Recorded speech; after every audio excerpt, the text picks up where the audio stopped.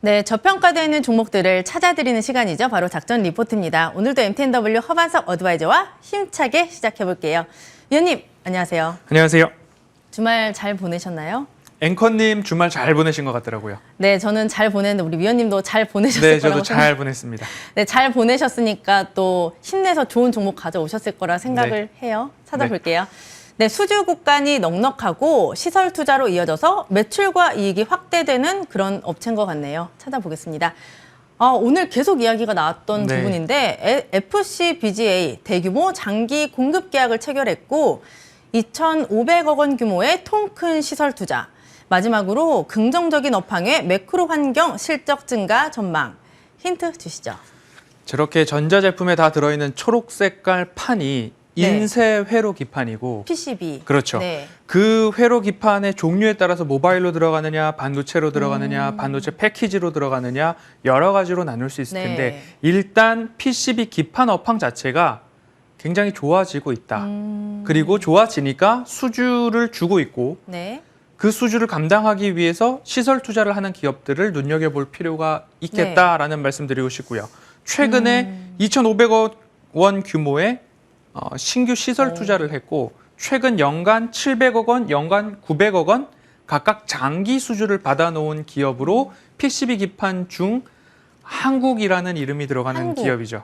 코리아가 들어가나 그렇죠. 봐요. 혹시 6글자인가요? 맞습니다. 네, 제가 아까 봤어요. 네. 바로 코리아 서키트. 네, 맞습니다. 네, 이름부터가 굉장히 애국심을 뿜뿜 불러일으키는 그런 회사인데 이 종목 가져오신 이유 좀 설명해 주시죠. 네, 앞서 방송을 통해서 PCB 기판, 인쇄 회로 기판의 업황이 좋아지고 있다라는 이야기 많이 들으신 것 같습니다. 뭐 대덕전자, 심텍, 코리아 서키트 각각 좀 들으셨을 텐데요. 상장사 인터플렉스의 지분을 30.56% 보유하고 있고요. 비상장사지만 테라닉스 지분 50% 등을 보유하고 있는 기업이 코리아 서키트다라고 보시면 좋을 것 같고요. 인터플렉스는 FPCB 그리고 테라닉스는 특수 PCB 이렇게 자회사들도 인쇄 회로 기판과 관련된 일들을 하고 있는 기업이다라고 보시면 좋을 것 같습니다. 먼저 전기전자 업황 체크 한번 해보도록 하겠습니다.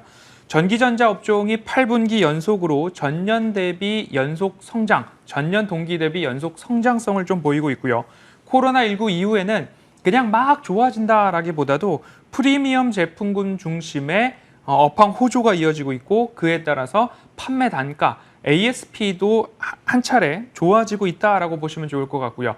LG전자나 삼성 SDI를 제외하고 전자부품 12개사 전체 영업이익을 본다면 전년 대비 57%의 성장을 보이고 있고 매출액도 20% 가까운 성장을 보이고 있기 때문에 이 업황이 그래도 나쁘지 않다라는 체크는 일단 되실 것 같습니다.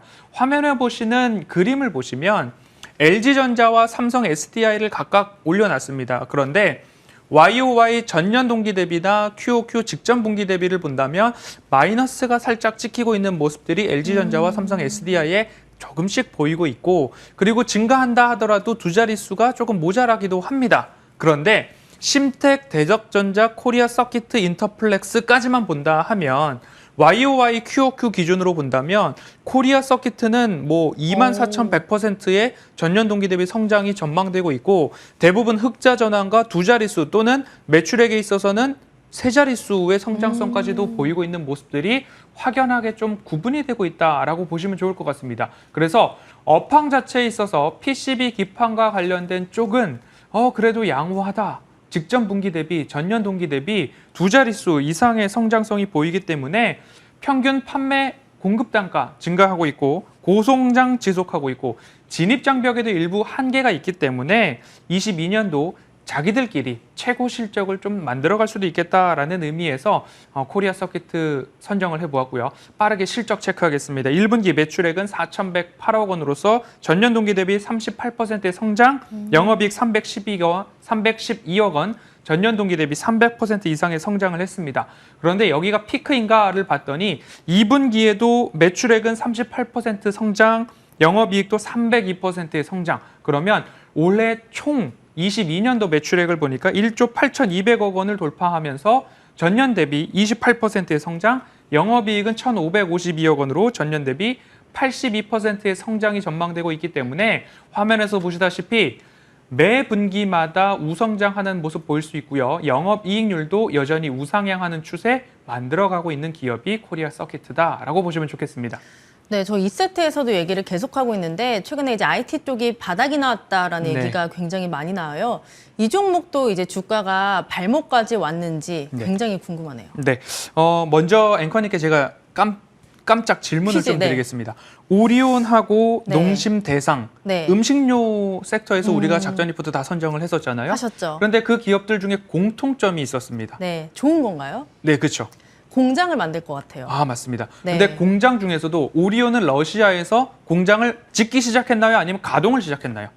가동이요. 그렇죠. 네. 그리고 대상도 미국 LA의 김치 공장을 완공했고 네. 농심도 미국에서 제2공장을 가동하기 시작했습니다. 가동. 결국 시설 투자의 시작이 중요한 것이 아니라 공장 시설 투자를 했으면 완공을 하고 가동을 해서 결국 매출액과 이익으로 찍히는 그 시점에 오히려 투자자분들은 더 집중을 하셔야 합니다라는 말씀을 드렸고요. 앞으로도 투자를 하시다가 시설 투자가 나온다 그러면 캘린더에 완공이 언젠가, 가동이 언젠가 그때를 좀 보시면 좋을 텐데 코리아 서킷도 21년도 11월 신규 시설 투자 공시를 했고요. 올해 연말 완공이 목표되어 있다. 그래서 오늘 제목도 장기 공급 계약을 받아놓고 그리고 시설 투자를 하고 그러면 앞으로 실적과 수주 잔고에 따라서 증가만 남아있다라고 보시면 좋을 것 같고요. 차트 보도록 하겠습니다. 네.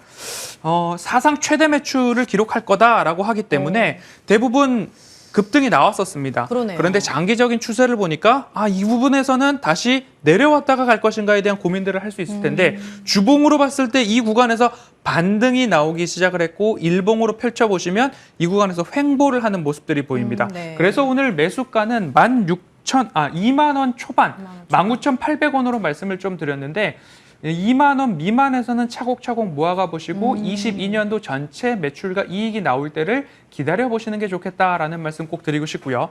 여담 끝으로 좀 들려드리도록 하겠습니다.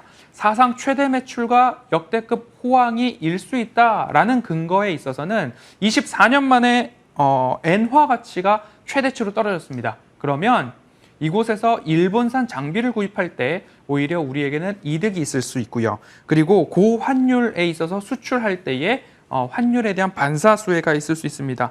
연간 700억 원에 대한 장기 수주 공급 계약을 체결했고요. 올해는 연간 900억 원대의 장기 공급 계약을 체결을 했습니다. 그러면 적어도 연간 1,600억 원의 매출은 지금부터 약 6년 동안은 따놓은 당상이다라고 보시면 이 기업 언제까지 내가 가지고 가야 할지 얼추 가늠 나올 수 있을 것 같습니다. 2만 원 이하에서 매수하면 괜찮은 건가요? 2만 원 미만에서 매수하시면 좋을 것 같습니다. 그럼 지금 살짝 조정받을 때 들어가면 되겠네요. 그렇습니다.